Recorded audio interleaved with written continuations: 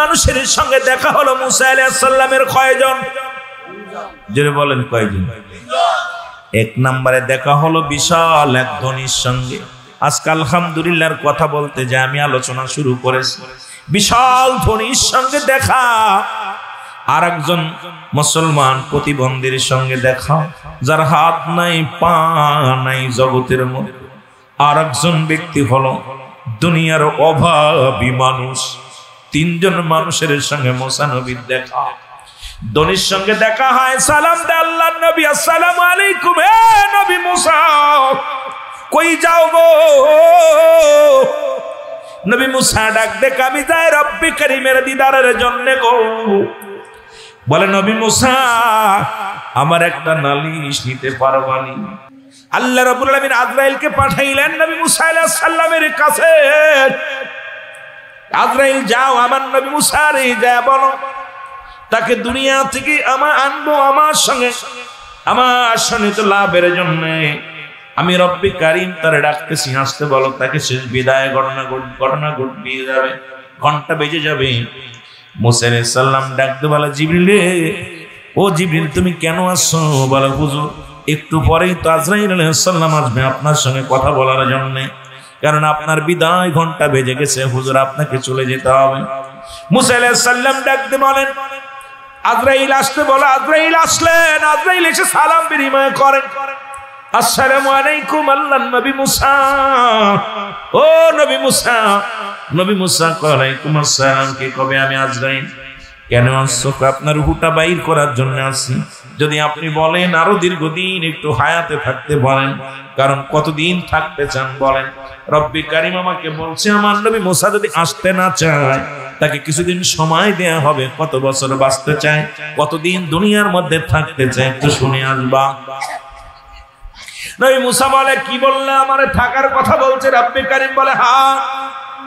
বলে কতদিন? বলে আল্লাহ বলছে আপনি যতদিন 50 বছর, আরো 100 বছর, 20 বছর, 30 বছর, যতদিন মন চায় থাকতে পারেন। রব্বি কারীম আমাকে বলছে আপনি শুধু হুকুম দিবেন। নবী মুসা আজরাইল, তারপরে কি হবে? ভাই তারপরেও আপনার মরণ হবে। কি হবে? যারা বলেন কি হবে? মরণ হবে। মুসা আলাইহিস সালাম আজরাইল, তাহলে রব্বি কারীম যে বলো আমি আর দুনিয়ায় বাঁচতে চাই না, কারণ যেহেতু মরেই যেতে হবে। এখন এই অবস্থায় মারা যায়, কে এত কষ্ট করে খাওয়া দাওয়া করে? কে এত কষ্ট করে ইবাদত বন্দেগী করে? বুড়া হয়ে গেছি, হাঁটতে পারি না, চলতে পারি না। সুতরাং রব্বি কারীম বলো আমি আর থাকতে চাই না। তবে যাবার আগে, মরণের আগে একবার রব্বি কারীমের সঙ্গে শেষ দেখাটা আমার হয়ে যায়, কারণ আল্লাহর কাছে একটা মাত্র দাবি আমার, আমি আল্লাহর নবী, আমি মুসা পয়গম্বর।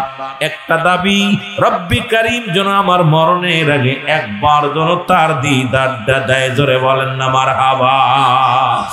মুসা আলাইহিস সালাম রওনা হয়ে গেলেন রব্বি কারীমের সঙ্গে দিদারের জন্য। গো দিদার হয়, আলাপ আলোচনা হয়, শেষ বিদায়, শেষ ঘন্টা। রব্বি কারীম গো, আর জীবনে শরীয়তের চোখ দিয়ে আপনাকে কথাবার্তা শরীয়তের মুখ দিয়ে বলা সম্ভব না। বিদায় হয়ে যাব আল্লাহ। তবে আমার বনি ইসরাঈলদের জন্য একটু আফসোস জাগে, তারা আমার কওমের মানুষ। একটু খাবারের ব্যবস্থা করে দিবেন যেন কষ্ট না পায়, কারণ আমার বংশের মানুষ যদি কষ্ট পায় বলবে মুসা নবীর উম্মত হইলাম, কেন এত কষ্ট পায়? যেন আমার উম্মতিরা কোনো কষ্ট না পায়। নবী পয়গম্বর মুসা ডাকতে বলে, আমার আল্লাহ একটু খাবারের ব্যবস্থা আপনি করে দিবেন গো আল্লাহ। আল্লাহ কয় মুসা রে, তাকায় দেখো ডান দিকে। মুসা নবী ডান দিকে তাকাইলেন, তাকায় দেখে বিশাল একটা নদী দেখা যায়। মুসা আলাইহিস সালামের হাতে ছিল একখানা লাঠি। ডাকতে বলে, নবী মুসা ওই লাঠি দিয়ে পানির মধ্যে আঘাত করো। সঙ্গে সঙ্গে আঘাত করলো। আঘাত করার পর একটা পাথর বাইরে আসলো। আল্লাহ রাব্বুল আলামিন ডাক দিয়ে কয়, নবী মুসা রে, পাথরের মধ্যে বাড়ি দাও। বাড়ি যখন মারলেন, এর ভিতর থেকে একটা হরিণ বাইর হয়ে আসলো। এবার হরিণের মুখে দেখে কাঁচা ঘাস। নবী মুসা ডাকতে বলে, আল্লাহ একই দেখাইলা সাগরের মধ্যে পাথর, পাথরের মধ্যে হরিণ, হরিণের মুখে খাবার। রব্বি কারীম ডাক দিয়ে কয় মুসা রে, তোমার চাইতে মায়া আমার কম নয়, কারণ সমস্ত মাখলুকাতের রব আমি। তুমি হইলে শুধু বনি ইসরাইল বংশের কওমের নেতা, আর আমি হলাম গোটা বিশ্বের নেতা, গোটা কুল কায়নাতের নেতা। আমি রব্বি কারীম, আমি স্রষ্টা, সবই সৃষ্টি। সুতরাং আমার সৃষ্টি জগতের সব দিকে আমি রব্বি কারীমের নজর আছে, ধরে বলা যাবে না। মারহাবা। এ ঘুষখোরেরা, সুদখোরেরা শোনো গো, আজকে সুদ খাইয়া, ঘুষ খাইয়া সম্পদের পাহাড়ে গড়লা, দুনিয়ার মধ্যে কতই না রং তামাশা করলাম। তুমি এটাও মনে রেখো, রব্বি কারীম একটা হরিণকে যদি পাথরের মধ্যে খাওয়াইতে পারে, তোমার ঘুষ খাওয়া লাগবে না, সুদ খাওয়া লাগবে না।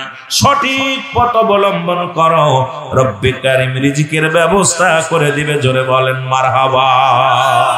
আল্লাহ তুমি রিজিক দাতা, নামটাই রাজ্জাক, সব প্রাণীকে দাও গো রুজি, দাও তাই করা। তোমার তরিব তোমার গানে জেগে ওঠে বরবে আনে, বিলে ঝিলে মাঠে রুজি পাই যে ফাঁকের ঝাঁক। মৌমাছিরা গুনগুনিয়ে যাই যে কাজে গান শুনিয়ে, পিঁপড়ারা পায় খুঁজে আহার কঠিন শ্রমে ময়দানে। আর জোরে জোরে চিল্লায় বলা যাবে না মারহাবা। আল্লাহ কল কাসিম হাবিবুল্লাহ, আল্লাহ কয় দুনিয়ার মধ্যে যারা দিন মজুরি, যারা মেহনত করে, যারা গায়ের ঘাম ঝরায়, এরাই তো আমার বন্ধু। সুতরাং আল্লাহর বন্ধু হতে হলে সুদ খাইলে হবে না। আল্লাহর বন্ধু যদি হতে চাও, ঘুষ খাইলে চলবে না। আল্লাহর বন্ধু যদি হতে হয়, ওলাস থাকলে চলবে না।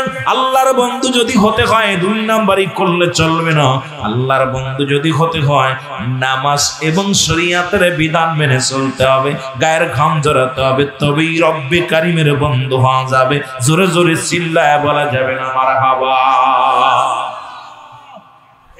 কথা কি বোঝেন? মরণের অস্ত আস্তে আস্তে যায়, আমরা ধীরে ধীরে। এই মুসা আলাইহিস সালাম যাইতেছি, বললাম যে কথা বলতেছিলাম গো, পৃথিবীর মধ্যে তিনটা বিপদ। নাম্বার 1 হলো মানুষের মরণ, 2 নাম্বার বিপদ হলো কবর, 3 নাম্বার বিপদ হলো কিয়ামতের ময়দান। রব্বি কারীম,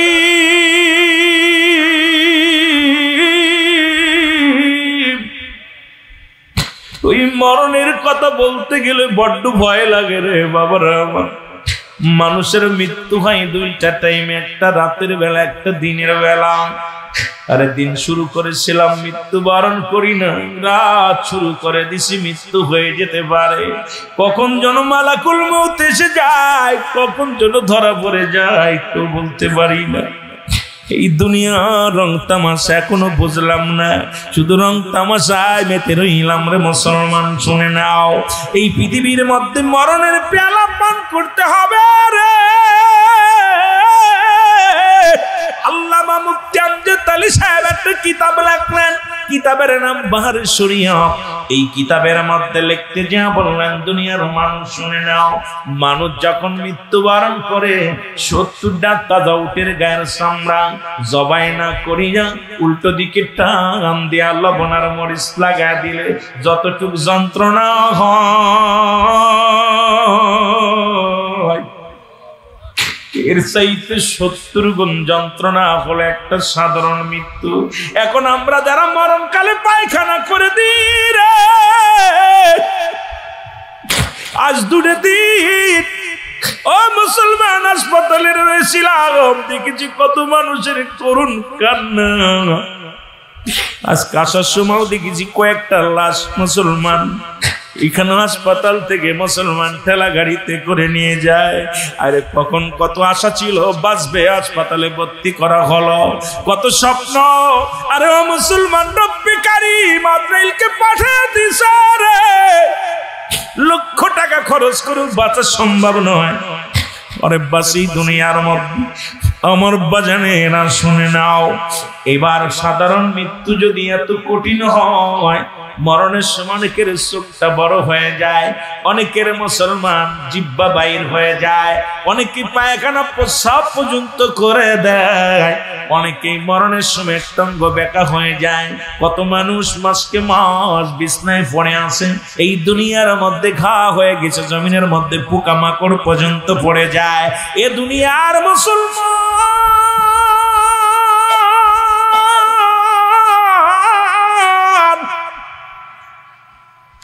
এই জন্য বলতেছিলাম পৃথিবীর মধ্যে 1 নম্বর বিপদ হলো মানুষের মরণ। এই মরণের পেয়ালা পান করতে হবে, এর মধ্যে কোনো সন্দেহ নাই। ও মুসলমান শোনো, এই পৃথিবীর কত রোগের ওষুধ পাইলাম, মরণ রোগের ওষুধ পাই নাই। রব্বে কারীম, ও রব্বে কারীম, আমাদের মরণটা তুমি সহজ করে দিও। জোরে জোরে চিল্লায় বলা যাবে না আল্লাহু আকবার। আল্লাহ কয় বান্দারে, এই পৃথিবীর মধ্যে আমি কিচ্ছু বলতে কিচ্ছু রাখবো না। এই পৃথিবীর মধ্যে যত মাটি আছে রে, 3 ভাগ পানি 1 ভাগ মাটি। রব্বে কারীম ডাক দে কয় বান্দা শুনে নাও, এই পৃথিবীর মধ্যে যাহা কিছু আছে সব আমি চিহ্ন বিচ্ছিন্ন করে দিব। এই মাটিগুলো পোড়ায় আমি তামা বানায়া দিব। এত মস্তানি কত মানুষের জমি ফাঁকি দাও। আজকে টাকার গরম পাইয়া চেয়ারম্যান হইয়া, মেম্বার হইয়া, এমপি হইয়া কত মানুষের আত্মসার করলাম, জমা জমি নিয়ে এইখানে নিলাম, দুনিয়ার মধ্যে মানুষের মনে কষ্ট দিলাম। শুনে নাও, শুনে নাও, ও বান্দা শোনো, এই জমিনের মধ্যে যত মাটি আছে আল্লাহ কয় সমস্ত মাটিগুলো পোড়ায় আমি তামা বানায়া দিব। এই জমিনের মধ্যে যত পানি আছে সব পানিগুলো পুড়ে ছাই বানায়া দিবে। একটু পানিও যেদিন থাকবে না রে, পানিগুলো পুড়ে ছাই হয়ে যাবে রে, মাটিগুলো পুড়ে তামা হয়ে যাবে। যেদিন কিচ্ছু বলতে কিচ্ছু থাকবে না, সেদিন থাকবে শুধু আমার আল্লাহ। জোরে বলেন, আস্তে কইবেন না জোরে কইবেন, আর একটু জোরে বলেন কে? আল্লাহ কয় বান্দা সেদিন থাকবো শুধু আমি আল্লাহ, আর আমি থাকবো রাসূলুল্লাহর ভালোবাসা নিয়ে। আর রাসূল বলে আমি উম্মতের জন্য আসলাম হায়াতি খায়রুল লাকুম। নবীকে আমার উম্মতিরা শোন, আমার হায়াতের জিন্দেগিটা উম্মতের জন্য কল্যাণ শুরু। কারণ এই পৃথিবীর মধ্যে আমার উম্মতিদের মহব্বতে পড়িয়া আমি রব্বি কারীম, দুনিয়ার মধ্যে আমার রব্বি কারীম পাঠাইছে আমার আল্লাহ। শুনে নাও, শুনে নাও, আমার নবীর কথা শুনে নাও। হায়াতি খায়রুল লাকুম, আমার হায়াতের জিন্দেগিটা আমার উম্মতের জন্য কল্যাণ স্বরূপ গো। এই পৃথিবীর মধ্যে আমি নবী উম্মতের সঙ্গে কথাবার্তা বলেছি, আমি আমার উম্মতের সঙ্গে চলাফেরা করেছি, আমি আমার উম্মতের সঙ্গে সংসার করে এমনি আমি করেছি। দুনিয়ার মধ্যে শরীয়ত তরিকত হাকিকত মারিফাত সব প্ল্যাটফর্ম শেখানোর জন্য রব্বে কারীম এই দুনিয়ার মধ্যে ধরা ধামে আমারে পাঠাইছে। আর আমার উম্মতের সঙ্গে আমি কথাবার্তা বলতে পেরেছি, আমার উম্মতের জীবন ধন্য। আবার নবীকে আমার ওফাতি খায়রুল লাকুম, আমার নবীকে আমার ইন্তিকাল, আমার জিন্দেগি শোনো এ মুমিন, এ মুসলমান, নবীর উম্মতিরা শোনো গো। নবী ওফাতি খায়রুল লাকুম, আমার ওফাতটা, আমার ইন্তিকালটা, ও মামাতি খায়রুল লাকুম। নবী উম্মতিরা রে, এই দুনিয়ার মধ্যে আমি আগমন করেছি, আমার দুনিয়া থেকে বিদায় নিলাম, এটা আমার উম্মতের জন্য কল্যাণ স্বরূপ। কারণ এই দুনিয়ার মধ্যে কোন উম্মত যখন ভালো কর্ম করে গো, এই দুনিয়ার মধ্যে ভালো কাজ করে, নামাজ পড়ে, রোজা রাখে, দান ধ্যান করে, দুনিয়ার মধ্যে ঈমানি জজবা নিয়ে চলাফেরা করে, আমার রব্বে কারীমের দরবারে প্রশংসা করে, আমার আল্লাহর কাছে কে করে? আমার নবী রাহমাতুল লিল আলামিন। আবার যখন কোন উম্মত কোন অন্যায় করে, পাপ করে, জিনা করে, চুরি করে, বাটপারি করে, খুন করে, আমার আল্লাহ রাব্বুল আলামিনের কাছে আমার নবী কয় উম্মতিরা রে, আমি নবীর সঙ্গে সঙ্গে আমার উম্মতের জন্য রব্বে কারীম কারিমের কাছে ইস্তেগফার করি, মাফ চাই, আমি নবী উম্মতের জন্য ক্ষমা চাই, দরখাস্ত করি। পৃথিবীর মধ্যে অন্যায় করে ছেলে মাফ চায় বাবায়, অন্যায় করে গ্রামের ছেলে মাফ চায় চেয়ারম্যান মেম্বার যাইয়া। ওরে এমন নবীর উম্মত হইলাম রে, এই সুন্নি জনতা আশিক ভাইরা শোন, এমন নবীর উম্মত হইলাম, অন্যায় করি আমি মাফ চাই আমার নবী। এই নবীর পক্ষে থাকার দরকার আছে কি না? এ দুনিয়ার মুসলমান শোনো, এর এক নাম্বার হলো মরণ। মরণের কথা বলতে যাই, আর মরণের কথা বলতে যাইয়া যে কথাগুলো বলি আমার বাবা শুনে নাও। একজন নবী, এই পৃথিবীর মধ্যে 3 জন নবী এখনো জিন্দা আছে, যাদের কথা বলতে গেলে একজন হলো হযরত খিজির আলাইহিস সালাম, যিনি পানির দায়িত্বে আছেন। একজন হলো মুসলমান। এ মুসলমান শুনে নাও, যিনি জান্নাতের মধ্যে এখনো জীবিত আছে, তবে একবার মরণ হয়েছে, আবার তার জিন্দা করেছে। এই জিন্দা অবস্থায় একজন মানুষ, একজন নবী আছে, একজন পয়গম্বর আছে, যার নাম হলো হযরত ইদ্রিস আলাইহিস সালাম। ওই পাহাড়ের দায়িত্বে আছে একজন নবী, যার নাম হলো হযরত ইলিয়াস আলাইহিস সালাম। বাবারা আমার শুনে নাও, এই পৃথিবীর মধ্যে যত পাহাড় আছে, এই পাহাড়ের দায়িত্ব আছে একজন নবী, যার নাম হলো হযরত ইলিয়াস আলাইহিস সালাম। এ মুসলমান দিলের কান্ডা লাগা শোনো গো, আর একজন পয়গম্বর দুনিয়ার মধ্যে আগমন করবে, যিনি হলো ঈসা ইবনে মরিয়ম, হযরত ঈসা আলাইহিস সালাম, যিনি আমার নবীর উম্মত হইয়া, আখির নবীর উম্মত হইয়া এই দুনিয়ার মধ্যে আগমন করবে। জোরে জোরে চিল্লায়া বলা যাবে না মারহাবা। এদের মধ্যে ইদ্রিস আলাইহিস সালাম এই পৃথিবীর মধ্যে কোনদিন মেহমান ছাড়া খাইতো না রে। আবার আমার দেশে এক মুফতি সাহেব বলছে, আখির নবীর আগে কোন নবী জান্নাতে যাবে না। আরে বুকার দলেরা সব আদম নবী থেকে শুরু করে মুসলমান শুনে নাও, যত নবী পয়গম্বর ওলি গাউস কুতুব যারা দুনিয়া থেকে বিদায় হয়ে গেছে, সবাইকে জান্নাতের নিয়ামত ভোগ করাবে গো। ওই হাসরের ময়দানে সর্বপ্রথম আমার নবীর জান্নাতে দিবে। কারণ আমরাও বলি আমার নবীর মর্যাদা কোনো সময় কম নয়, নবীদের নবী। ধরে ধরে ধরে বলেন ঠিক কিনা? এখন আমার দেশে এক মুফতি সাহেব দেখলাম এই ওয়াজটা নিয়ে ভাইরাল হওয়ার নিশায়, কি বলছে, আরে মুসলমান আর অন্য নবীর কোন নবী আগে জান্নাতে যাবে না। যারা আগে ঘুমাইছে তারা কি তোর বাড়ি যে ঘুমায় আছে?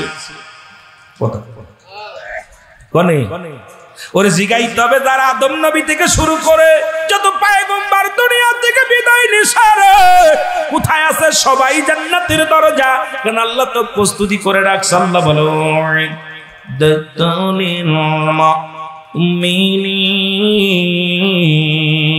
আল্লাহ কয় মুমিনদের জন্য, মুত্তাকিনদের জন্য প্রস্তুত করা আছে 8টা জান্নাত। এই জান্নাতে যাবে যখন জান্নাতের জান্নাতীরা মারা যাবে, জান্নাত থেকে দরজা খুলে দেয়া হবে রে।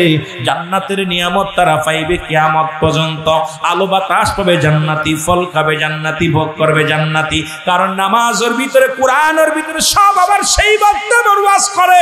অলিগঞ্জ মাজারে, যার মাজারে হুইয়া হুইয়া কোরআন পড়ে, নামাজ পড়ে, তাসবিহ পড়ে, তাহলে জাহান্নামে বয়া পড়েনি?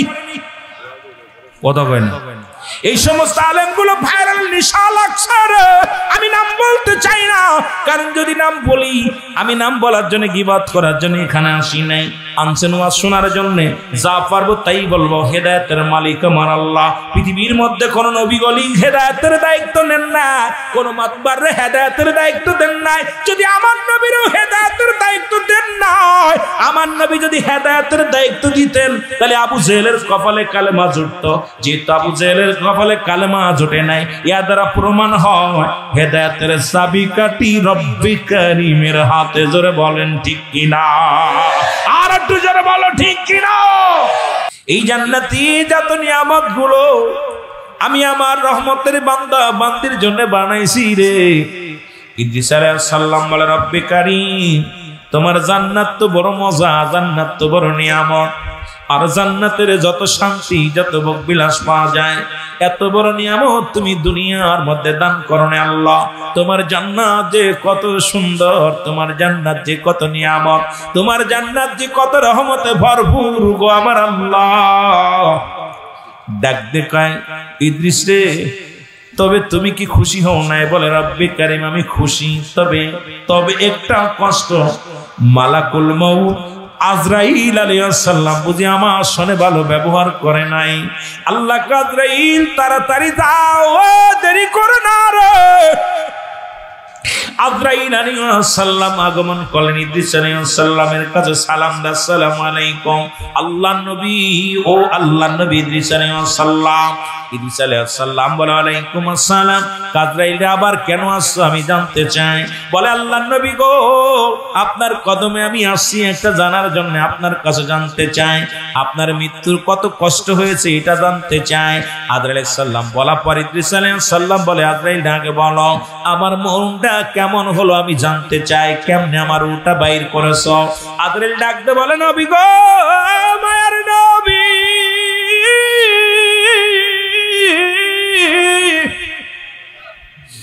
এই পৃথিবীর মধ্যে আমি এত বড় দানব, আসমানে আমার মাথা, জমিনে আমার মধ্যে পা, এই আসমান জমিনের মধ্যে রে আমি আজরাইলের গায়ের মধ্যে তামাম পৃথিবীর পানি যদি আমার মাথায় ঢেলে দেওয়া হয়, এক ফোঁটা পানি জমিনের মধ্যে পড়বে না রে ও আল্লাহর নবী। তবে সবার জান কবজ করার জন্য আমি জমিনের মধ্যে আসি না, একমাত্র ইমানদারের রূহটা, ইমানদারের মুমিনের রূহটা বাইর করার জন্য আমি দুনিয়ার মধ্যে আগমন করি। আর যত জাহান্নামীদের রূহটা বাইর করার জন্য আমি জমিনে আসি না। আসমান থেকে এমন একটা হুক্কার দিই রে, এক হুক্কারে কলিজা ফেটে যায়, নাক মুখ দিয়ে রক্ত বাইর হয়ে যায়। আমি একটা পলক যখন দেখা দিই রে, আমার এই বিকট আকৃতি চেহারা দেখে রে কান্নাক দিয়ে রক্ত বাইর হয়ে যায়, জিহ্বা বাইর হয়ে যায়, পায়খানা প্রস্রাব করে দেয়, কঠিন কষ্ট পাইয়া যাই। আরে নবী ইদ্রিস রে, আপনার রূহটা বাইর করেছি, শুধু মা যেমন মায়ের বুকে দুধ খাইতে খাইতে সন্তান যেমনি ঘুমায় যায়, আপনার রূহটা আমি এমনি বাইর করেছি, কোনো কষ্ট দিই নাই, কোনো যন্ত্রণা দিই নাই। আল্লাহ নবী ইদ্রিস আলাইহিস সালাম ডাক দিয়ে বলে আজরাইল রে, ও আজরাইল, মুমিনের মৃত্যু কেমনে হয় বলো। বলো হুজুর, মুমিনের মৃত্যুটা হলো আটা গুলাইয়া খামির বানাইয়া রে, এর ভিতরে যদি একটা চুল পড়ে, চুলটা যেমন টানতে বাইর করলে অনাসি বাইর হয়ে যায়, একদম মুসলমান কোন টের পায় না, তাই যেমন টের পায় না, এর মুমিনের রূহটা এমনি বের হয়, এইরকম আপনার রূহটা বাইর করেছি। আমার নবী ইদ্রিস আলাইহিস সালাম ডাক দিয়ে বলে আজরাইল, এই মৃত্যু যদি হয় এত কঠিন, ও আজরাইল, আমার সমস্ত গায়ের যন্ত্রণা, আমার মন বলে রে আমার দেহ থেকে গায়ের চামড়া কে যেন ছিঁড়ে নিয়ে গেছে, এই যন্ত্রণা এখনো দূর হয় নাই, আমার বুকের যন্ত্রণা যায় নাই, আমার গায়ের যন্ত্রণা যায় নাই রে মানুষ শোনো। ওরে এত সহজ মৃত্যু যদি এত কঠিন হয়, কঠিন মৃত্যুটা কত কঠিন হয়। এই জন্য আমি বারবার বলি, এই দুনিয়ার মধ্যে সম্পদের পাহাড় গড়লা, বাড়ি গড়লা, সম্পদের পাহাড় গড়লা, সুদ খাইয়া ঘুষ খাইয়া সম্পদের পাহাড় গড়লা, এই দুনিয়ার সম্পদ খাবে লোকে, তোমার দেহ খাবে পোকে। এই সম্পদ ছেলের জন্য কামাইলা, মেয়ের জন্য কামাইলা, বিবির জন্য কামাইলা, দামি কাপড় দিলা, দামি ঘর বানাইলা, দামি বাড়ি বানায়া দিলা, দামি গাড়ি বানায়া দিলা, কিছু তুমি নিয়ে যেতে পারবা না রে ভাই। এই দুনিয়ার সম্পদ তুমি গড়ে থুইলা, যদি ছেলে মেয়ে থাকে তারা ভোগ করবে, না থাকলে প্রতিবেশী ভোগ করবে, না হলে সরকার ভোগ করবে, কিন্তু তোমার দেহখানা মাটিতে যখন শোয়া দিবে রে, তোমার দেহখানা খাবে পোকে, তোমার দেহ খাবে পোকে, তোমার সম্পদ খাবে লোকে। এই জন্য দেহের মধ্যে যেন পোকা না লাগে রে, দেহের মধ্যে যেন মাটিতে টাচ না করে এমন আমল করো যখন তুমি মৃত্যুবরণ করবা তোমার বডিখানা যেন ফেরেশতা সম্মানের সঙ্গে রাখে ওই জান্নাতের দরজাগুলো খুলে দেয় তুমিও যেন কবরের মধ্যে ইবাদত বন্দেগী করতে পারো তুমিও যেন ওই মাটির ঘরটা আলোকময় করে নিতে পারো তুমি যেন মাটির ঘরটা সুন্দর একটা ঘর বানায় নিতে পারো ওই মাটির ঘরটা যদি এসি ঘর বানায় নিতে পারো পাতির ঘর বানায় নিতে পারো আমলের ঘর বানায় নিতে পারো এই জন্য দুনিয়া ছেড়ে দাও রাসূল বলছে বাল হুয়া কিলাব এই দুনিয়াটা পচা দুর্গন্ধ মরি মানুষের চরিত্র হলো কুকুরের চরিত্র কুকুর যেমন দুনিয়ার মধ্যে সম্পদ পাইলে খুশি দুনিয়ার মধ্যে কুকুর যেমন মরি পাইলে খুশি হয় সে জামানার মানুষগুলো শুধু সম্পদ পাইলে খুশি হবে সম্পদের জন্য পাগল হয়ে যাবে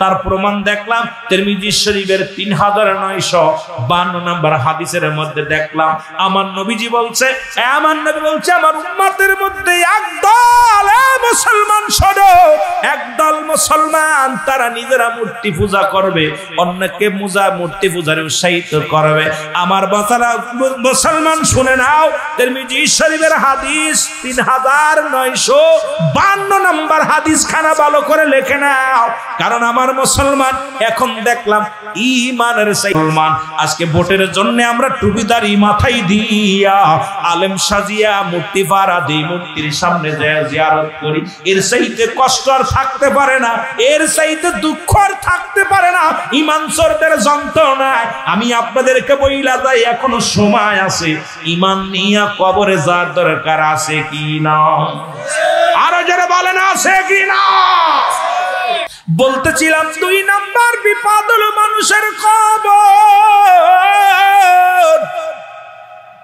1 নাম্বার বিপদ হলো মরণ 2 নাম্বার বিপদ হলো মুসলমান কবর এই মরণের কথা নিয়ে পড়ে থাকলে রাত চলে যাবে আপনাদের আলোচনা শেষ করা সম্ভব নয় কবর বলতে বোঝায় আমরা মনে করি 3.5 হাত একটা গর্ত ওই মা মসজিদের পাশে গোরস্থানে লাগাইয়া দিছে একটা গর্ত বানাইয়া কবর বলতে বোঝায় মানুষের মৃত্যুর পর থেকে শুরু করে কিয়ামত পর্যন্ত জগৎটাকে বলা হয় কবরের জগৎ আজকে যারা আগুন দিয়া পুড়ায়া দাও মনে করে আর ধরতে পারবে না যাদের সাপ বিছুতি খেয়ে ফেললো মনে করো আর মনে হয় মনে পাবে না এ মুসলমান শুনে নাও হিন্দুরা আগুনে পুড়াইয়া বর্ষ করে দেয় মনে করে আর দেহ কানারে বুঝি পাবে না রে শোনো ওরে মৃত্যুর পর থেকে শুরু করে কবরের জিন্দেগি হলো কিয়ামত পর্যন্ত জগৎটাকে বলা হয় কবরের জগৎ এই কবরে যেদিন আজরাইল আলাইহিস সালাম আপনার রূহটা নিয়ে যাবে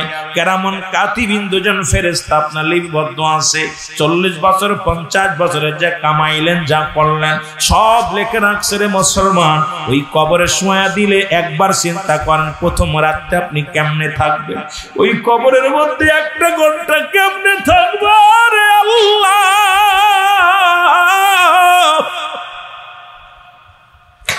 যেখানে কোনো বন্ধু নাই যেখানে কোনো বান্ধব নাই রে রব্বি কারীম ছেলে নাই মেয়ে নাই রে বিবি নাই রে কেমনে থাকবো অন্ধকার কবরে রে আল্লাহ ওই কবরে যেদিন শোয়া দিবে রে আপনার কবরের ভিতরে প্রথম একজন ফেরেশতা আসবে নাম তার নুমান ফেরেশতা আমরা জানি কবরে শুয়ালে মনকার নেকির আইব কবরে না রে বাজান না এই মনকার নেকির আসার আগে একজন ফেরেশতা আসবে তার নাম হলো নুমান ফেরেশতা ডাক দিয়ে বলবে আসসালামু আলাইকুম মুসলমান শোনো দিলের কান্ডা লাগা শোনো ডাক দিয়ে বলবে আব্দুর রাজ্জাক সাহেব ওঠো জালালউদ্দিন সাহেব ওঠো রুহুল আমিন সিদ্দিকী সাহেব ওঠো এর ডাক দিয়ে উঠাইবে রে বান্দা স্বপ্নের মধ্যে যেমন পুলিশে দাবড় দেয় সাপে কামড়ায় বাঘে কামড় দেয় কিন্তু দেখতে পায় না দৌড়ায় আর দৌড়ায় কবরটার জিন্দেগি টিকে কি অবস্থা হবে উপরে ডান দিকে মাটি বাম দিকে মাটি উপরে মাটি নিচে মাটি রে ও বন্ধু ডাক দে বলে বান্দা ওঠো আরো জোরে বলেন। কষ্ট হচ্ছে আপনাদের? তাবারকের ব্যবস্থা আসেনি? তাবারক নাই, এই জন্য আগে একটু খাওয়াই নিলে মনে হয় আওয়াজ হতো গলায়। আমার কথা বোঝেন আপনারা? একটু জোরে কথা বলবেন দাদা ভাই, একটু মহব্বতে কথা বলবেন। আমাদের ওয়াজ নসিহতের অবস্থা খুব খারাপ। যেভাবে দলাদলি সুন্নিয়াতের ভিতরে যে ফাটল শুরু হয়েছে, বাতিলদের সাইতে সুন্নি আলেম এখন এ দরবার তুই এ দরবার, এই জায়গা তুই ল্যাং ওই লংবার, ল্যাং মারামারি যা শুরু হয়েছে। ওয়াজের ময়দান বিনোদন, ওয়াজের ময়দানে চোখের পানি নাই, ওয়াজের ময়দানে হাসি তামাশা রয়েছে।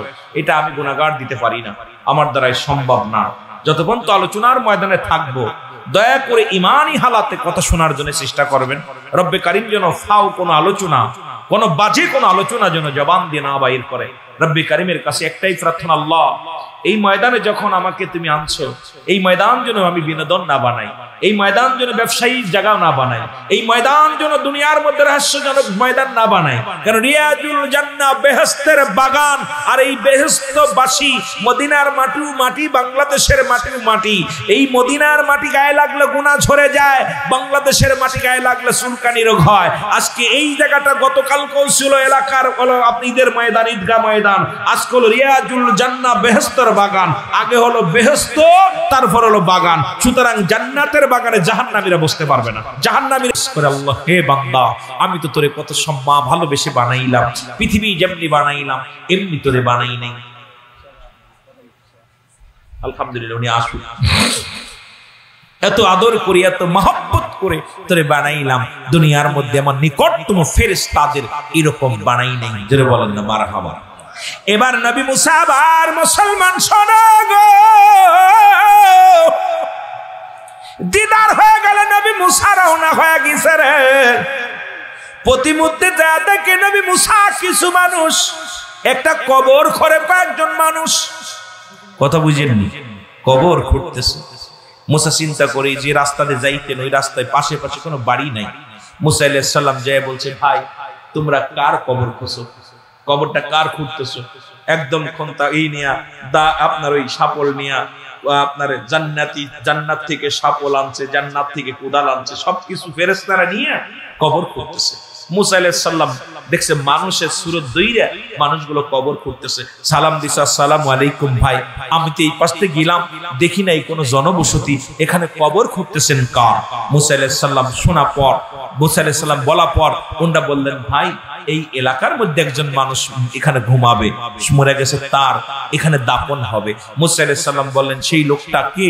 বলে দেখতে শুনতে আপনার মতো, পিরাই আপনার মতো, কথা বুঝেননি, আপনার মতো দেখতে শুনতে। মুসা আলাইহিস সালামকে বললেন ফেরেশতারা, হে মুসা আপনি কি আমাদের সাথে শরীক হবেন কবর খোঁজা? সঙ্গে মুসা আলাইহিস সালাম নিজের কবর নিজে খুঁজছে। আমার মুসা আলাইহিস সালাম নিজের কবরটা নিজে খনন করলেন। খনন করার পর সুন্দর চাকচিকে সুন্দর একটা কবর করলেন, একদম দেখতে অনেক সুন্দর চমৎকার একটা কবর করলেন। কবরটা দেখে মুসা আলাইহিস সালামের আফসোস জাগলো। মুসা আলাইহিস সালাম ডাক দিয়ে কয়, ভাই এত সুন্দর কবরটা খুললাম। এইবার ফেরেশতারা কয়, হুজুর মনে কিছু করেন না, আপনি শুয়ে দেখেন যে কেমন লাগে, একটু গড়তে দেখেন, খুব মজা হয়েছে, মাপটা তো আপনার মাপ, কারণ যে লোকটা এখানে ঘুমাইবে দেখতে শুনতে আপনার মতো, চেহারা ছবি আপনার মতো লম্বা চওড়া, একটু শুয়ে দেখেন যে কেমন হয়। মুসা আলাইহিস সালাম একদম চোখ বন্ধ করে শুয়ে গেছে। জোরে বলেন না মারহাবা, আর একটু জোরে বলেন মারহাবা। মুসা আলাইহিস সালাম শুয়ে গেছে। শোয়া পরপরই আল্লাহ বলে, আজরাইল দেরি করিস না, আমার নবী জান্নাতি আপেল ফল ভালোবাসতো। মুসা আলাইহিস সালাম যাও একটা আপেল নিয়ে যাও। মুসা আলাইহিস সালামের হাতে আপেল দিলেন। আপেলটা যখন কামড় দিছে, কবরের ভিতরে শুয়া আফসোস করে, আল্লাহ এই ঘরটা এত চমৎকার, কিন্তু নির্জনে থাকবো কেমনে? এই ঘরে মানুষ কেমনে থাকবে যেখানে আলো থাকবে না, বাতি থাকবে না, যেখানে কোনো সাথী থাকবে না? সেই অন্ধকার জগৎটা আমি কেমনে থাকবো? আল্লাহ আমি মুসার তো মরণ হবে, আমি অন্ধকার কবরটাই কেমনে থাকবো? যখন জল্পনা কল্পনার মধ্যে গেছে, আজরাইল আলাইহিস সালাম সঙ্গে সঙ্গে মুসা আলাইহিস সালামের কাছে এসে চোখ দিয়ে প্রবেশ করেছে। প্রবেশ করে মুসা আলাইহিস সালামের রূহটা বাইর করে নিয়ে গেছে। মুসা আলাইহিস সালামের ইন্তেকাল হলো। উনাখান থেকে কবর থেকে উত্তোলন করলো ফেরেশতারা কবর থেকে উত্তোলন করে তাকে গোসল করালেন জান্নাতি পানি দিয়ে। এরপরে ফেরেশতারা তার জানাজা পড়াইলেন। জানাজা পড়াইয়া এই দুনিয়া থেকে দাফন কাফন ফেরেশতার মাধ্যমে হয়েছে। আজও পর্যন্ত মুসা আলাইহিস সালামের কবরটা কোথায় মানুষ বলতে পারে না। এমন মুসা আলাইহিস সালাম যা আশা করতেন কোথায়, তুর পাহাড়ে, সবার ধারণা আছে যে মুসা আলাইহিস সালামের কবরটা, মুসা আলাইহিস সালামের বডিখানা, মুসা আলাইহিস সালামের দাম মুবারক এর মধ্যে থাকতে পারে। একটা আন্দাজের পর বিশাল একটা এরিয়া, বিশাল একটা কবরগ্রস্থান মুসা আলাইহিস সালামে রাখছে। সবার আন্দাজের পর যে মুসা আলাইহিস সালাম এই জায়গায় হয়তো সম্ভবত এই জায়গা মুসা আলাইহিস সালাম শুয়ে আছে, কারণ আল্লাহ রাব্বুল আলামিন মুসা আলাইহিস সালামকে ছাড়ে নাই। কারণ পৃথিবীর মধ্যে আজরাইলকে ছাড় পাবে না, ঈসা আলাইহিস সালাম ছাড় পাবে না, মুসা আলাইহিস সালাম ছাড় পাবে না, আমার ভাইয়েরা আমার জিবরিল আলাইহিস সালাম ছাড় পাবে না, আজরাইল আলাইহিস সালাম ছাড় পাবে না। কারণ এই পৃথিবীর মধ্যে যত সৃষ্টি আছে সৃষ্টি জগৎ শেষ হয়ে যাবে, রব্বে কারীম থাকবে। জোরে বলেন না মারহাবা। একটু তাকবীর দেন, নারায়ে তাকবীর, নারায়ে তাকবীর। প্রধান অতিথির আগমন, জোরে বলেন প্রধান অতিথির আগমন, সভাপতি সাহেবের আগমন। সবাই মহব্বতের সঙ্গে দুরূদ শরীফ পড়েন। আল্লাহুম্মা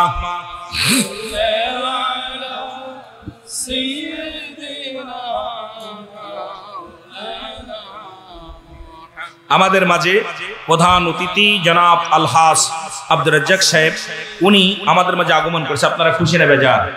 এই জোরে বলেন খুশি না বেজার? 2 নাম্বার আমাদের মাঝে আজকের মাহফিলের সম্মানিত সভাপতি জালালউদ্দিন জালু মিয়া সাহেব, উনিও আমাদের মাঝে আমাদের আগমন করছে। জোরে বলেন আলহামদুলিল্লাহ। আমি সভাপতি এবং প্রধান অতিথিকে আমি বসতে বলতেছি, আল্লাহ দয়া করুক বসেন একটু সময়, পরে ইনশাআল্লাহ আপনারা আলোচনা করবেন। মহব্বতের সাথে বলেন, একটু মহব্বতের সাথে বলেন, আমার মরণ আসিবে কখন কেউ তো জানি না, আমার মরণ। আমি কিন্তু মরণের মধ্যে আছি, ওদিক যাই নাই। বলেন আমার মরণ আসিবে কখন, আমি চলে যাব, আমরা ভুইলা যাইও না, আমি চলে যাব, আমায় তোমরা ভুইলা যাইও না, আমার মরণ আসিবে কখন কেউ তো জানি না, আমার টাকা পয়সা দালান কোটা যাহা করেছি সব কিছু ফেলাইয়া আজি একাই চলেছি রে, আমি সব কিছু ফেলাইয়া আজি আমি যাবার কালে ভেবে দেখি আমার কেহ নাই, আমি যাবার কালে ভেবে দেখি নাই, আমার মরণ আসিবে কখন কেউ তো জানি না, আমার মরণ এ দুনিয়ার মুসলমান,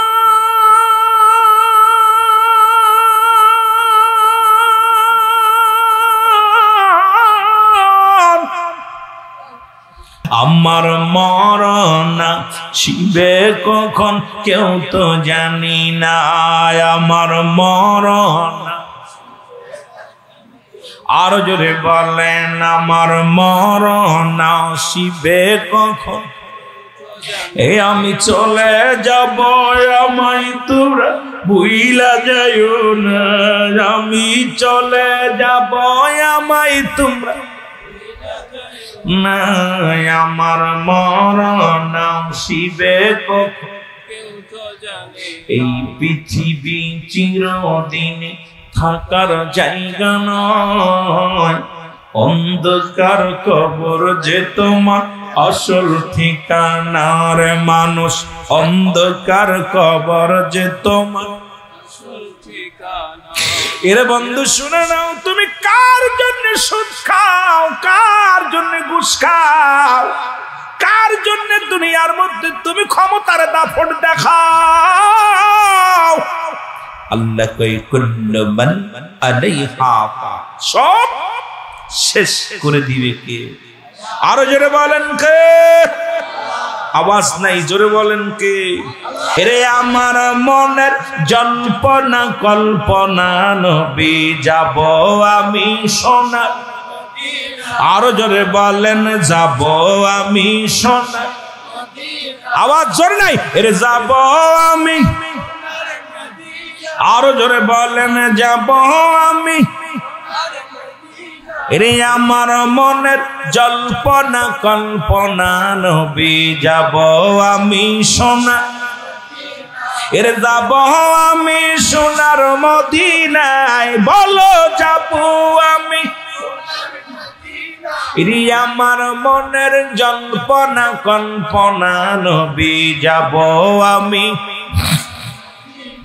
এর নবীজিকে ভালোবাসি মনটাই আমার অনেক খুশি নবীজিকে ভালোবাসি মনটাই ওরে নবীজিকে ভালোবাসা তৃপ্তি মেটে না বলো নবীজিকে ভালোবাসা না গো যাব আমি সোনা একটু জোরে বলা যাবে না যাব আমি সোনা এর যাব আমি সোনার মদিনায় বলো যাব আমি ইরি আমার মনের জল্পনা কল্পনা নবী যাব আমি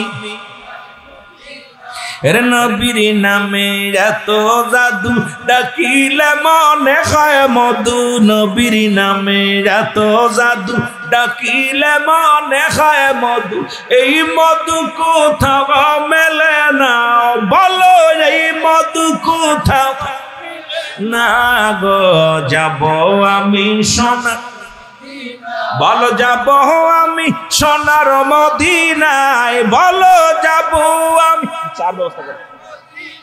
নাই গো যাব আমি সোনা রে আমার মনের জল্পনা কল্পনা নবী যাব আমি সোনা এর যাব আমি সোনার মদিনায় বলো যাব আমি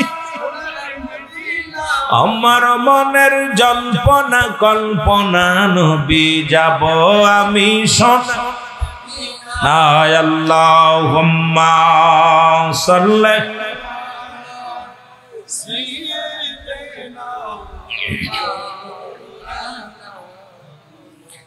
ভাই দুরূদ শরীফের অবস্থা বুঝলাম না লোক যখন কম ছিল তখন এই রকম এখন এই রকম নবীর উপরে একবার দুরূদ পড়লে 10টা নেকি একবার পড়লে 10টা গুনাহ maaf একবার পড়লে 10টা পুরস্কার ইয়াউমুল কিয়ামতের ময়দানে দান করবে আল্লাহ আমার বাবার নবীর উপরে দুরূদ পড়লে খুশি আল্লাহ নবীর উপরে দুরূদ পড়লে ফেরেশতারা খুশি নবীর উপরে দুরূদ পড়লে নবীজি নিজে খুশি যারা তাবলীগ জামাত করেন দুরূদ একটা ফাজাইলে দুরূদ নামে একটা বই আছে শুধু তাই নয় কওমি অঙ্গনের ভাইরা যারা আছেন কিতাবের নাম ফতোয়ায়ে দেওবন্দ আমার বাবারা দ্বিতীয় খণ্ড লেখক হচ্ছে মুফতি আল্লামা শফিক আহমেদের লেখা কিতাব দেওবন্দ মাদ্রাসায় প্রণয় ফতোয়ায়ে দেওবন্দ যারা কওমি অঙ্গনে পড়েন তাদের কিতাব রাসূলুল্লাহর উপরে জীবনে একবার পড়া দুরূদ ফরজ একাধিকবার পড়া সুন্নাত হাজার যতবার পড়বে মুস্তাহাব আমল আল্লাহ কা ইন্না নিচিন্নাল্লাহ আমি আল্লাহ ইউসাল্লুনা আমি পরিচালন নবী আমার নবীর উপরে ইয়া আইয়ুহাল্লাযিনা আমানু আল্লাহ ইয়া আইয়ুহান নাস বলতে আপনারা কি নাসের মধ্যে পড়ছেন না ঈমানদারের মধ্যে পড়ছেন তো ঈমানদারের মধ্যে বলে আল্লাহ কা ঈমানদারেরা বিশ্বাসীরা সাল্লাল্লাহু আলাইহি ওয়া সাল্লিমু তাসলিমা দুরূদ ও সালাম পাঠ করো আমার নবীর উপরে আল্লাহ ডাকতো ইয়া আইয়ুহান নাস নাস বলে নাই ডাকছে ঈমানদার কারণ ঈমানদারেরা নবীর পাগল ঈমানদারেরা আমার আল্লাহর পাগল ঈমানদারেরা আমলের পাগল ঈমানদারেরা মদিনা ওয়ালার ইশকে دیवाনা কারণ এইজন্য বাবারা আমার কুরআনুল কারীমের মধ্যে আল্লাহ বলে আমিনান নাস মানুষের মধ্যে মায়াকুল তারা বলবে আমান্নাতুল ঈমান আনসা বিল্লাহি এখন আল্লাহর প্রতি এখন ওই মানুষের মধ্যে একদল মুনাফিক ছিল তারা রাসূলের কাছে যায় বলছে ইয়া রাসূলুল্লাহ ইয়া হাবিবাল্লাহ আমরা আপনার দলের মানুষ আমরা আপনার দলের লোক আমরা আপনার ঈমানদার আর এইজন্য আল্লাহ কয় হাবিব আমিনান নাস মানুষের মধ্যে মায়াকুল তারা বলবে আমান্নাতুল ঈমান আনসা বিল্লাহি আল্লাহর প্রতি ওয়া বিল ইয়াউমিল আখির আখিরাতের প্রতি বিশ্বাস স্থাপন করেছে ওয়া মা হুম বিমুমিনিন আল্লাহ কয় হাবিব রে ওরা মুমিন মুত্তাকিন বলে দাবি করবে ওই সমস্ত ধোঁকাবাজ টাকাবাজদের জন্য আমি আল্লাহ রেখে দিলাম উরিদাতুল কাফিরিন ওই কাফের বেঈমান মুনাফিকদের জন্য প্রস্তুতি করে রাখলাম 7টা জাহান্নাম কয়টা জাহান্নাম কয়টা এড়া ওপারে ইতারে কইতাবে ওয়াজ করব কি মন চাই করতে কিন্তু আপনাদের ওই মরা মানুষের লগে ওয়াজ করে শান্তি পাই না তাজা মানুষের লগে ওয়াজ করে শান্তি লাগে তাজা মানুষ যখন আওয়াজ দেয় তখন আওয়াজ করলে ওয়াজ করতে মজা লাগে কিন্তু মরা মানুষের লগে কথা কইতে গেলে এই মরা মানুষ যখন রুহুবিহীন বডির লগে কথা বলে শান্তি কি শান্তি নাই রুহু যার ভিতর আছে কথা বলে শান্তি আছে এইজন্য মানব জীবনের অমূল্য সম্পদের নাম হলো ঈমান ব্যক্তির জীবনের অমূল্য সম্পদের নাম রুহু রুহুবিহীন যেমন বডির মূল্য নাই ঈমানবিহীন তেমন আমলের মূল্য নাই আমল হবার মাবারা ঈমান হলো নবী মুহাম্মদুর রাসূলুল্লাহ সাল্লাল্লাহু আলাইহি ওয়াসাল্লাম জোরে বলেন না মারহাবা আরো জোরে এই তো একটু জোর হয়েছে। এরকম জোর হইলে একটু বুকের ভিতরে শান্তি লাগে, কষ্ট লাগে না, কারণ মাঠ তো বানায় নিতে হচ্ছে। কারণ এই 5-7 জন মানুষ নিয়ে ওয়াজের ময়দানে বসেছি, এখন ওয়াজের প্রায় আলোচনা করার মতো মুড আসছে। এখন আপনারা আওয়াজ দিলে আমি শান্তি পাবো, এরপরে আমার পরের বক্তা যিনি আইবে উনিও মজা পাইবে আলোচনা করে। উনি আন্তর্জাতিক খ্যাতি সম্পন্ন বক্তা, আমি তার এত বড় আলেম না, আমি শুধু আপনাদেরকে একটু গুছাই দিয়ে যাই। তবু এই জন্য আওয়াজ মনে হয় চিন্তা করছেন সিদ্দিকী সাপ বইছে কিতা তুই কিতা কইবে, তা মানা যাবে না। বড় হুজরাই বোনার ওয়াজ শুনবো, হ্যাঁ বড় হুজুরের ওয়াজ শুনবেন, ভয় নেই। তবে একটু আওয়াজ দেন আর একটু আগায় আগায় বসেন। সবাই মহব্বতের সঙ্গে দুরূদ শরীফ পড়েন। আল্লাহুম্মা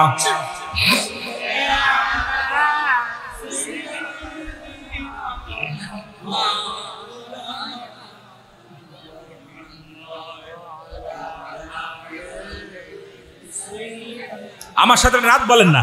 ওরে এখনো না দিলে দেখা রাসূল কোন আশায় থাকি, বলেন এখনো না দিলে দেখা নবী কোন আশায়। ওরে পর্দার আড়ালে থেকে নবী, পর্দার আড়ালে থেকে নবী করছো চালাকি, এখনো না দিলে দেখা কোন আশায়। সবাই কি নবীরে দেখতে চান? তাহলে আওয়াজ দিয়ে বলেন, আরে এখনো না দিলে দেখা কোন আশায় থাকি, রাসূল এখনো না।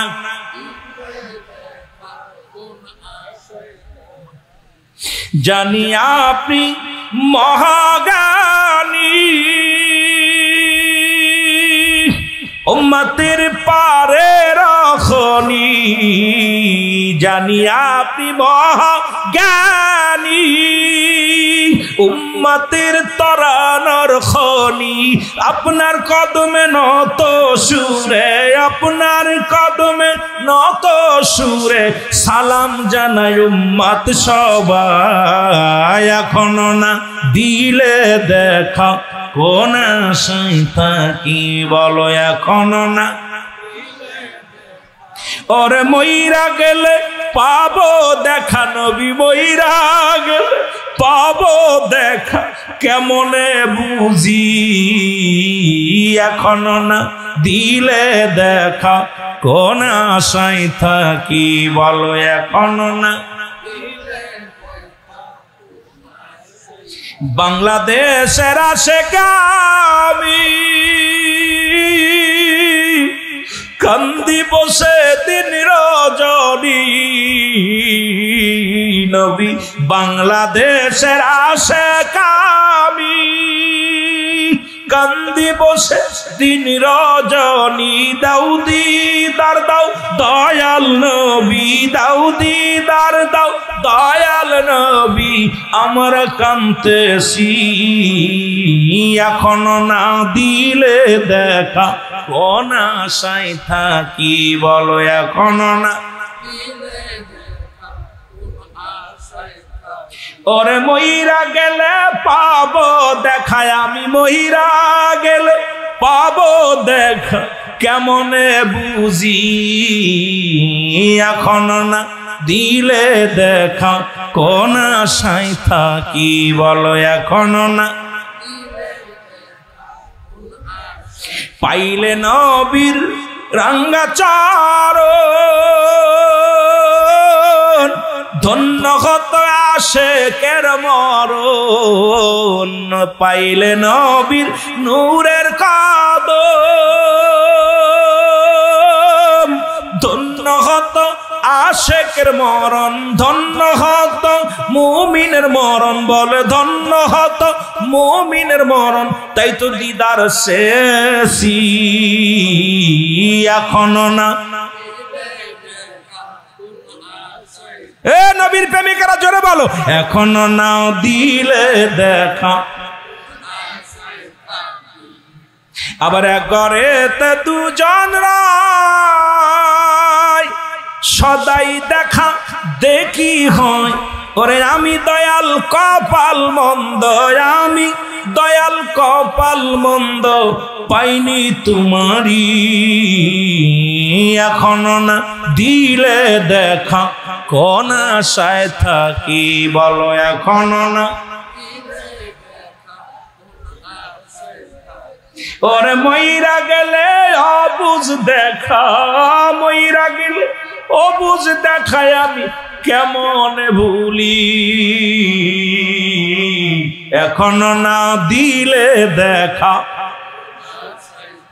ওরে রহমতের নবী আপনি, রহমতের নবী আপনি, আমরা পাপী, এখনো না দিলে দেখা, কোন আশায় থাকি বলো এখনো না।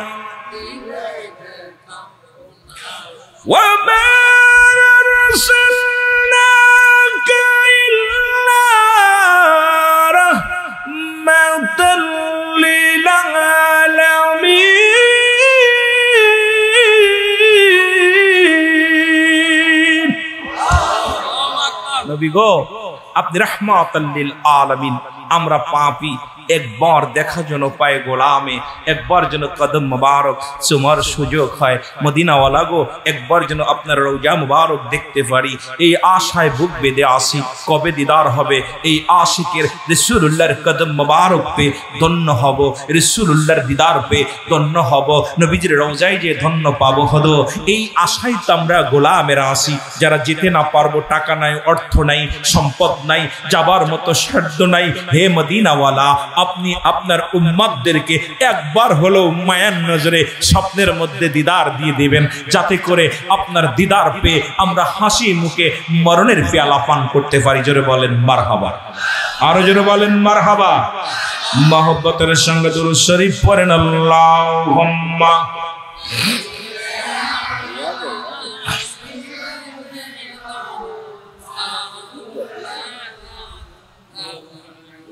ওয়ালা আলি সাইয়্যিদিনা।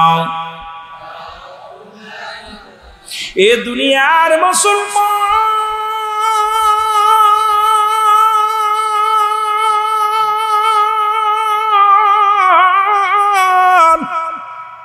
আই হাই মাইকু গেল, কারেন্টে গেল নাকি, তাহলে একটু জিকির করেন লা ইলাহা।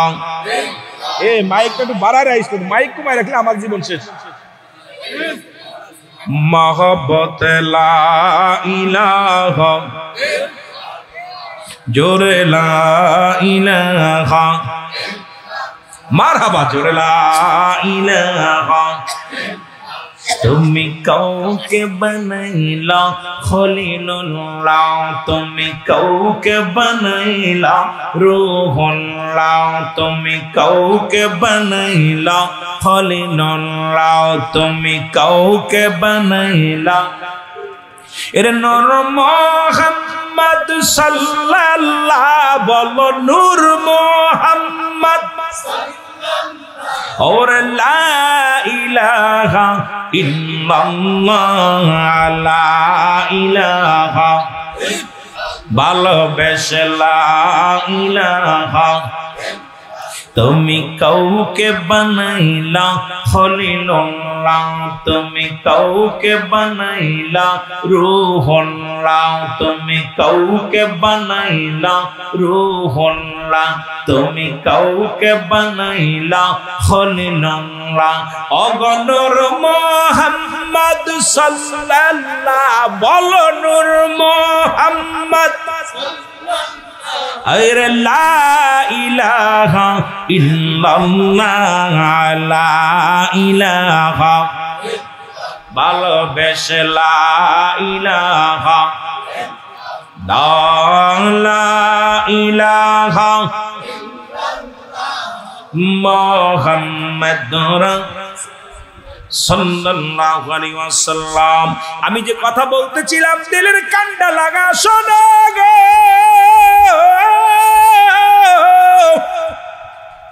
এক নাম্বার হলো মরণ, কুল্লু নাফসিন যায়কাতুল মাউত।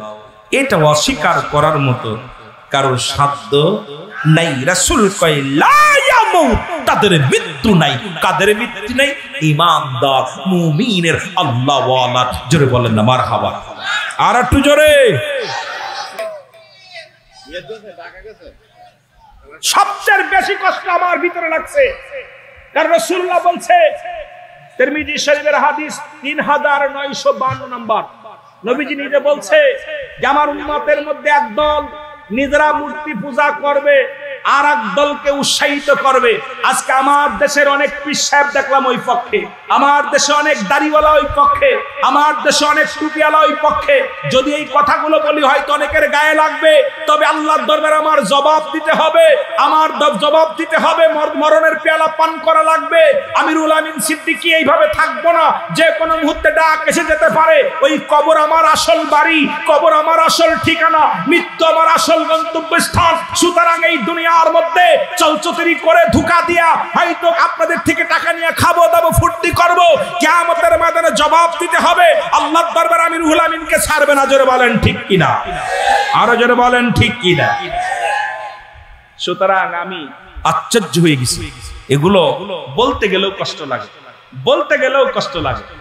এখন এই কথাগুলো যখনই বলি হয়তো অনেকে বলে রুহুল আমিন সিদ্দিকী সাহেব আমি ফায়দা লুটার জন্য এখানে আসি নাই, কোন দলকে ছোট করার জন্য আসি নাই।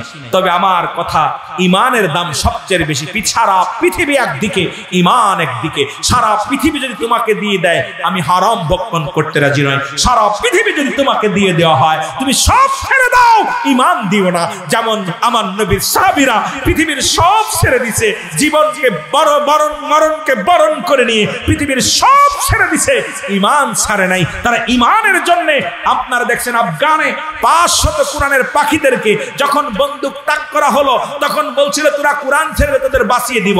তখন বলছিল আমরা মরে গেলে জান্নাত পাবো, কোরআন ছেড়ে দিলে আমরা জাহান্নামে যাব, ইমান ছাড়তে পারি না। তখন ইমানের দাবি নিয়ে কোরআন শপথ করে বুকের মধ্যে ধরেছিল, তাদেরকে গ্রাস ফায়ার করা হয়েছিল। সুতরাং আমি আপনাদেরকে বলে যাই, পৃথিবীর মধ্যে চলে যেতে হবে, কেউ থাকার জায়গা না।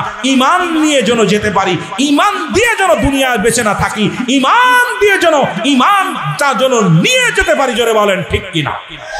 আপনার কি ইমান দিয়ে যেতে চান না নিয়ে যেতে চান? জোরে বলেন। আরে মানুষ শুধু বেহুশ দুনিয়ার পিছে, কি জবাব দিবি রে তুই আল্লাহর কাছে? বলো কি জবাব দিবি রে তুই আল্লাহ? একটু জোরে জোরে বলেন। আরে মানুষ শুধু বেহুশ, আরে মানুষ দুনিয়ার পিছে, কি জবাব দিবি রে তুই আল্লাহর কাছে? বলেন কি জবাব দিবি রে তুই আল্লাহর? নিঃশ্বাসের বিশ্বাস নাই, কখন যেন যেতে হয়, শুইতে হবে ওই 3.5 হাত গুহার মাঝে, শুইতে হবে রে ভাই মাটির কবরে। কি জবাব দিবি রে তুই আল্লাহর কাছে? বলেন কি জবাব দিবি রে তুই? আরো জোরে বলেন। আরে মানুষ শুধু বেহুশ, আরে মানুষ দুনিয়ার পিছে, কি জবাব দিবি রে তুই আল্লাহর কাছে? বলেন কি জবাব দিবি রে তুই? দুনিয়ার রং তামাশাতে ইমান দিলে বিক্রি করে, দুনিয়ার রং তামাশাতে ইমান দিলে বিক্রি করে। খালি ইমান লইয়া না গেলে, ইমান না লইয়া গেলে কি জবাব দিবি তুমি অন্ধকারে? হায় হায় কি জবাব দিবে তুমি অন্ধকারে? উঠিতে হবে রে ভাই হাসর ময়দানে, উঠিতে হবে রে ভাই হাসরের মাঠে। হায় রে মানুষ শুধু বেহুশ দুনিয়ার পিছে, কি জবাব দিবি রে তুই আল্লাহর কাছে? বলেন কি জবাব দিবি রে তুই আল্লাহর কাছে? আল্লাহুম্মা